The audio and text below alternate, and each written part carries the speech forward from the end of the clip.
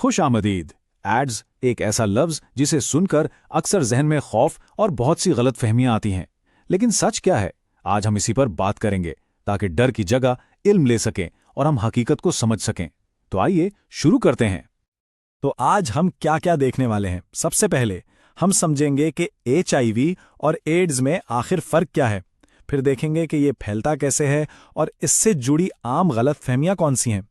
اس کے بعد ہم علامات، تشخیص، علاج اور احتیاط پر بات کریں گے، اور آخر میں سب سے اہم بات کہ کیوں کہا جاتا ہے کہ آگاہی ہی اس سے بچنے کا سب سے بڑا ہتھیار ہے۔ تو سب سے پہلے اور سب سے ضروری بات، اکثر لوگ HIV اور ایڈز کو ایک ہی چیز سمجھتے ہیں، حالانکہ ایسا بالکل نہیں ہے۔ یہ دو الگ الگ چیزیں ہیں اور اس فرق کو سمجھنا بہت ہی ضروری ہے۔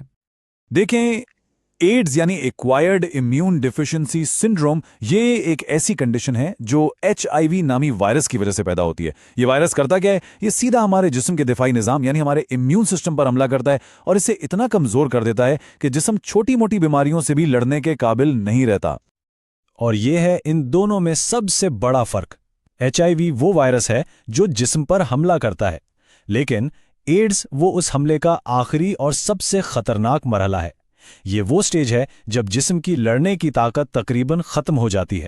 آسان لفظوں میں، ہر HIV پازیٹیو شخص کو ایڈز نہیں ہوتا، لیکن ایڈز صرف اسی کو ہوتا ہے جو پہلے سے HIV پازیٹیو ہو۔ اچھا، تو اب یہ تو سمجھ آ گیا کہ HIV اور ایڈز میں فرق کیا ہے، لیکن ایک بہت بڑا سوال یہ ہے کہ یہ پھیلتا کیسے ہے، اور اس سے بھی زیادہ اہم یہ جاننا ہے کہ یہ کن طریقوں سے نہیں پھیلتا تاکہ معاشرے سے ڈر اور وہم کو ختم کیا جا سکے۔ دیکھیں، HIV پھیلنے کے کچھ بہت مخصوص راستے ہیں۔ ان میں غیر محفوظ جنسی تعلق، ایک ہی سرنج کا کئی لوگوں پر استعمال، متاثرہ خون کا جسم میں داخل ہونا، اور حمل کے دوران متاثرہ ماں سے بچے کو منتقل ہونا شامل ہے۔ ہاں، اور غیر صاف شدہ آلات سے ٹیٹو بنوانا بھی اس کی ایک وجہ ہو سکتا ہے۔ اور اب وہ سوال جو شاید سب سے زیادہ ڈر اور غلط فہمی پیدا کرتا ہے، کیا کسی متاثرہ شخص سے ہاتھ ملانے، اسے گلے لگانے یا اس کے پاس بیٹھنے سے بھی یہ وائرس پھیل سکتا ہے؟ اس کا جواب ہے بالکل نہیں، ہرگز نہیں۔ یہ سب سے بڑی غلط فہمی ہے۔ HIV روزمرہ کے میل جول سے، جیسے چھونے سے، ساتھ بیٹھ کر کھانا کھانے سے یا ایک ہی واش روم استعمال کرنے سے بالکل نہیں پھیلتا۔ یہ وائرس ہوا میں یا عام رابطے میں زندہ نہیں رہ سکتا۔ چلیں ایک اور عام غلط فہمی کی بات کرتے ہیں۔ کیا مچھر جو ایک شخص کو کاٹ کر دوسرے کو کاٹتا ہے وہ اس وائرس کو پھیلا سکتا ہے؟ یہ بات بھی بالکل غلط ہے۔ سائنسی تحقیق نے یہ ثابت کیا ہے کہ HIV مچھروں یا کسی بھی کیڑے کے کاٹنے سے نہیں پھیلتا۔ کیونکہ یہ وائرس مچھر کے جسم کے اندر زندہ ہی نہیں رہ پاتا کہ وہ اسے کسی دوسرے انسان تک پہنچا سکے۔ تو ضروری ہے کہ ہم سنی سنائی باتوں کے بجائے حقائق کو سمجھیں۔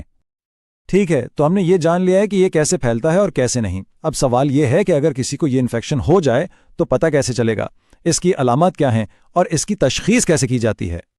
جب مدافعتی نظام کمزور ہونے لگتا ہے تو جسم کچھ اشارے دینا شروع کر دیتا ہے، جیسے کہ مسلسل بخار رہنا، بغیر کسی وجہ کے وزن کا تیزی سے گرنا، بہت زیادہ کمزوری محسوس ہونا، بار بار نزلہ زکام یا دوسرے انفیکشنز ہو جانا، رات کو سوتے ہوئے پسینہ آنا اور منہ کے اندر سفید چھالوں کا بننا۔ اس کی تشخیص کے لیے عام طور پر 3 ٹیسٹ ہوتے ہیں۔ پہلا ایک سادہ سا بلڈ ٹیسٹ ہے جو بتاتا ہے کہ جسم میں وائرس موجود ہے یا نہیں۔ اگر ٹیسٹ پازیٹیو آئے تو دوسرا ٹیسٹ ہوتا ہے CD4 کاؤنٹ۔ یہ ہمارے جسم کے سپاہی سیلز کی گنتی کرتا ہے، جس سے پتہ چلتا ہے کہ مدافعتی نظام کتنا کمزور ہوا ہے۔ تیسرا ٹیسٹ ہے وائرل لوڈ۔ یہ جسم میں وائرس کی تعداد کو ماپتا ہے، اور یاد رکھیں، جتنی جلدی تشخیص ہو، علاج اتنا ہی کامیاب ہوتا ہے۔ چلیں اب بات کرتے ہیں سب سے اہم حصے کی، علاج اور احتیاط کی۔ یہاں صرف بیماری کی بات نہیں ہوگی، بلکہ امید اور ذمہ داری کی بھی بات ہوگی۔ یہ بات بہت دھیان سے سنیے گا۔ اگرچہ ایڈز کا کوئی مکمل علاج آج تک دریافت نہیں ہوا، لیکن آج ہمارے پاس ایسی جدید دوائیاں موجود ہیں جن کی مدد سے ایک متاثرہ شخص بالکل نارمل، صحت مند اور لمبی زندگی گزار سکتا ہے۔ یہ اب کوئی لا علاج مرض نہیں رہا۔ اس علاج کو کہتے ہیں اینٹی ریٹرو وائرل تھراپی یا ART۔ یہ دوائیاں وائرس کو جسم میں پھیلنے اور اپنی تعداد بڑھانے سے روک دیتی ہیں۔ اس سے کیا ہوتا ہے؟ مدافعتی نظام کو سنبھلنے کا موقع ملتا ہے، وہ دوبارہ مضبوط ہوتا ہے اور انفیکشنز کا خطرہ کم ہو جاتا ہے۔ لیکن اس میں سب سے ضروری چیز ہے باقاعدگی۔ دوا روزانہ وقت پر لینی ہوتی ہے۔ علاج اپنی جگہ، لیکن بچاؤ اس سے بھی زیادہ ضروری ہے۔ محفوظ جنسی تعلقات، انجیکشن کے لیے ہمیشہ نئی سرنج کا استعمال، خون لگوانے سے پہلے اس کی مکمل اسکریننگ کو یقینی بنانا اور حاملہ خواتین کا HIV ٹیسٹ کروانا، یہ وہ اقدامات ہیں جو نہ صرف ایک فرد کو بلکہ پورے معاشرے کو محفوظ رکھتے ہیں۔ یہاں ایک بات بالکل صاف سمجھ لیں، ایڈز کا واحد سائنسی طور پر ثابت شدہ علاج ART ہے۔ کچھ لوگ دوسرے علاج جیسے ہومیوپیتھک کی طرف بھی جاتے ہیں، وہ شاید کچھ مدد فراہم کر سکتے ہوں، لیکن یہ یاد رکھنا بہت ضروری ہے کہ یہ اصلی علاج کی جگہ ہرگز نہیں لے سکتے۔ تو اب ہم اپنی بات کو سمیٹتے ہیں، ساری معلومات کو سامنے رکھتے ہوئے یہ دیکھتے ہیں کہ ہمارے لیے آگے کا راستہ کیا ہے اور اس بیماری کے خلاف ہماری سب سے بڑی طاقت کیا ہے۔ اس پوری گفتگو کا نچوڑ صرف ان 3 لفظوں میں ہے: آگاہی ہی بچاؤ ہے۔ جب ہمارے پاس صحیح معلومات ہوں گی، جب ہم سچ اور جھوٹ میں فرق کر سکیں گے، تبھی ہم خود کو اور اپنے ارد گرد کے لوگوں کو محفوظ رکھ سکیں گے، اور تبھی ہم اس بیماری سے جڑے خوف اور بدنامی کو بھی ختم کر پائیں گے۔